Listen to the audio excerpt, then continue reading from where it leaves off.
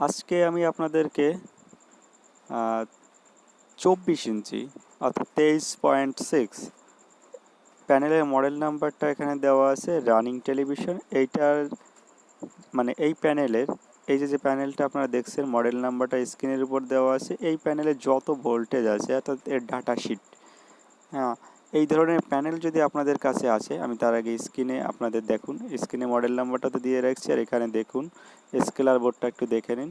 কারণ এরকম scalar board বা এরকম প্যানেল যদি আপনাদের কাছে আসে, যাতে আপনারা এই যে লেভেল সেক্টর আইসি, টিকন আইসি, প্রসেসর আইসি যেটা বলে, তারপর memory IC, DC to DC IC, এই সব ভোল্টেজ অর্থাৎ এই প্যানেলে কোথায় কি ভোল্টেজ থাকে এইটা আপনারা যাতে সহজে খুঁজে পান এই ভিডিওটা দেখে, তার জন্য এই ভিডিওটা করা। স্ক্রিনের উপর ডিসি টু ডিসিআইসির নাম্বারটা দেওয়া আছে, দেখে নিন।